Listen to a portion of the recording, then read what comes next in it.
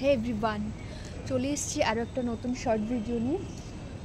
এখন আমি অন ডিউটিতে আছি, একটুখানি বলতে পারো ব্রেক টাইম নিয়ে চলে এসেছি একটু খেতে। মানে এখন বাজে বলতে পারো 5টা-6টার মতো প্রতিদিন আমার খিদে পায়। তো মিয়ামোর থেকে একটা আমার ফেভারিট বলতে পারো চিকেন স্যান্ডউইচ নিয়েছি, এখন খাবো।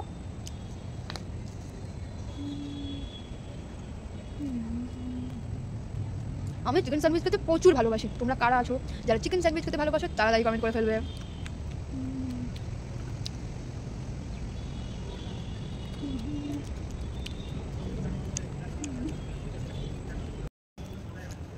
আমার খাবার ডান।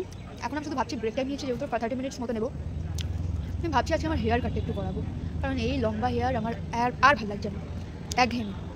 ইচ্ছে হয়েছে প্রচুর আজকে আমি একদম শর্ট করে দেবো, মানে ইচ্ছে বলতে অনেকদিন ধরেই ভাবছি আমি চুলটা কেটে ফেলবো, আর ভালো লাগছে না, একঘেয়েমি থেকে একটু ডিফারেন্ট লুক আনতে চাইছি। তো চলো দেখা যাক কেমন লাগে আমাকে ছোটো হেয়ার কাটে। তো এখানে আমি হেয়ার কাট করার সময় ভিডিওটা করা হয়নি, হেয়ার কাটের অনেক পরেই বলতে পারো ভিডিওটা স্টার্ট করেছি আমি। তো আমার বলতে পারো পুরো কোমর পর্যন্ত হেয়ার, যারা যারা আমার ভিডিও দেখো তারা জানো যে আমার অনেক লম্বা হেয়ার ছিল। আমি অনেক দিন ধরেই ভাবছিলাম যে আমার চুলটা আমি কেটে একদম শর্ট করে দেবো, কারণ যত্ন নেবার একদমই টাইম পাই না। তো আমি একদম শর্ট করে দিয়েছি, জানি না কেমন লাগছে। প্লিজ তোমরা বলো আমাকে কেমন লাগছে একদম ছোট্ট হেয়ার কাটে। তো এই দেখো এটা আমার ফাইনাল লুক। মানে সত্যি কথা বলতে না, মনটা অনেক খারাপ হয়ে গেছে, কারণ এতদিন একটা লং হেয়ার ছিল, হঠাৎ করে এরকম ছোট চুলে নিজেকে দেখছি।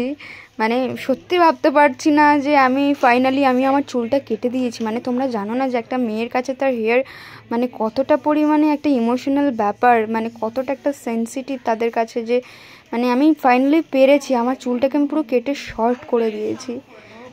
একটু তো মনের ভেতরে দুঃখ লাগছে, বাট স্টিল আমার ভালো লাগছে, কারণ আমি অন্যরকম কিছু ট্রাই করেছি, ডিফারেন্ট একটা লুক এনেছি আমি। তো দেখো তো ছোটো হেয়ার কাটে কি আমাকে ভালো লাগছে না? ভালো লাগছে, কেন ভালো লাগবে না? একটা মেয়ের সৌন্দর্য তো তার চুলে না, তার ব্যবহার, তার কর্মজীবন, তার ব্যক্তিত্বে।